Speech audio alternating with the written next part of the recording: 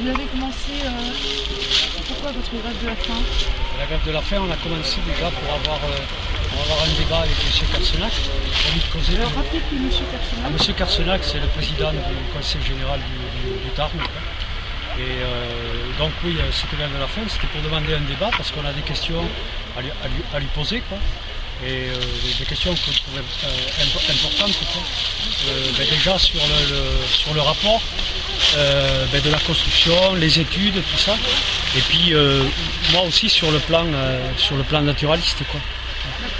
Quelles sont les conséquences sur la faune et la flore si un barrage venait à être construit sur la zone? Là, en fait, la zone humide par elle-même serait entièrement détruite, quoi. Là, pour le moment, elle n'est pas touchée. Elle peut repartir, mais elle ne sera jamais comme avant, quoi. Enfin, elle le sera, mais je ne sais pas si les êtres humains seront encore sur place, quoi, pour la voir, quoi. Voilà, quoi. Parce que vous avez expliqué tout à l'heure l'impact Oui. direct Oui. sur les plantes et sur les animaux. Voilà, quoi. C'est vrai que cette destruction, M. Carsenac, dans une des lettres qu'il nous a adressées, nous a dit qu'on ne détruisait pas 94 espèces, quoi. C'est vrai qu'il y a des espèces qui sont protégées. Là, j'ai omis de dire qu'il y a des espèces qui sont patrimoniales, quoi, aussi. Et celles-ci sont menacées. Alors, il y a énormément de reptiles, de batraciens, quoi. Il y a notamment la lamproie de planaire, qui est en fait, vous voyez les lamproies, fait à peu près comme les anguilles, qui est là, dans le ruisseau, là, quoi. Enfin, ouais. Et puis, il y a des oiseaux. Bon, les oiseaux, ils s'en vont, hein. Ils s'en vont. Bon, là, ils sont partis. Il y en avait 49 qui étaient protégés. Et ensuite, il y a des insectes aussi, quoi. Mais ce qu'il y a, c'est qu'il faut voir aussi qu'il y avait les habitats, quoi. Et les habitats, les habitats, je vais expliquer ce que c'est.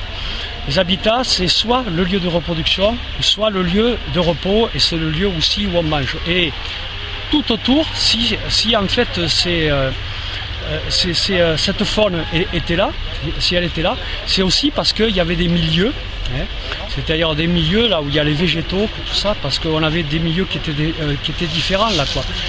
À certains endroits, vous avez ce qu'on appelle des solets freinés, c'est-à-dire des sols et des frênes, quoi. Et là, vous allez avoir en fait une faune qui va être adaptée à ce milieu-là.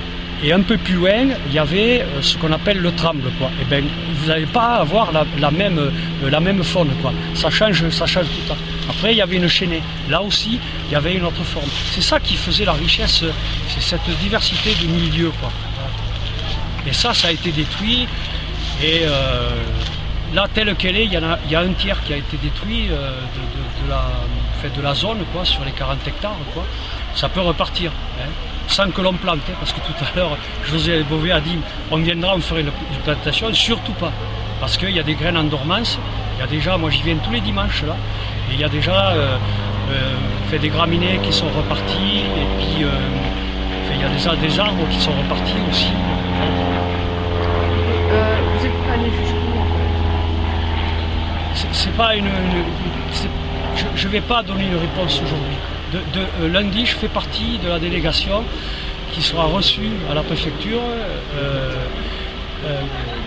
pour avoir une synthèse, une conclusion de ce rapport.